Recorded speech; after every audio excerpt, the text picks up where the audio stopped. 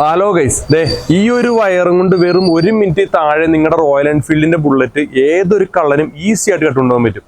ഞാൻ ഈ പറഞ്ഞ കാര്യം ശ്രദ്ധിച്ചില്ലെങ്കിൽ നമ്മുടെ റോയൽ എൻഫീൽഡ് ബൈക്ക് സ്റ്റാർട്ട് ചെയ്യണ ഇഗ്നേഷൻ കീ ആണ് നമ്മൾ ഈ കാണുന്നത് കേട്ടോ.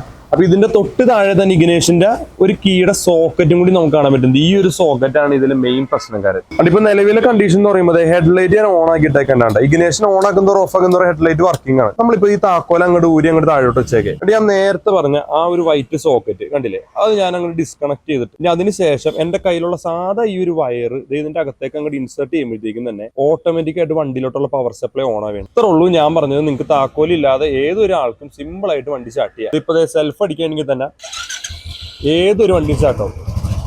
ഇനി 20 വർഷമായിട്ട് ഇറങ്ങുന്ന എല്ലാ റോയൽ എൻഫീൽഡ് വണ്ടികൾക്കും ഈ ഒരു പ്രശ്നമുണ്ട്. റോയൽ എൻഫീൽഡ് മാത്രമല്ല, ഏതൊരു ബൈക്കാണെന്നുണ്ടെങ്കിലും ഈ ഒരു പ്രശ്നം എല്ലാ വണ്ടികൾക്കും ഉള്ളതാണ്. അപ്പൊ നിങ്ങൾ ശ്രദ്ധിക്കേണ്ട കുറച്ച് കാര്യങ്ങൾ എന്ന് വെച്ച് കഴിഞ്ഞാൽ, എവിടെയെങ്കിലും വണ്ടി വെച്ചുകൊണ്ട് പോകുമ്പോൾ മസ്റ്റ് ആയിട്ടും ഹാൻഡിൽ ലോക്ക് ചെയ്തു വെക്കാൻ ശ്രമിക്കുക. രണ്ടാമത്തെ കാര്യം എന്ന് വെച്ച് കഴിഞ്ഞാൽ ഡിസ്ക് ലോക്ക്. നമ്മൾ ഡിസ്കുമ്പോൾ ഒരു ലോക്ക് ഇട്ട് വെക്കണമെന്നുണ്ടെങ്കിൽ വണ്ടി ഒട്ടും മൂവ് ആവില്ല. പിന്നത്തെ കാര്യം എന്ന് വെച്ചാൽ GPS ട്രാക്കർ. നമുക്ക് വണ്ടിയിൽ GPS പിടിപ്പിക്കാൻ പറ്റും.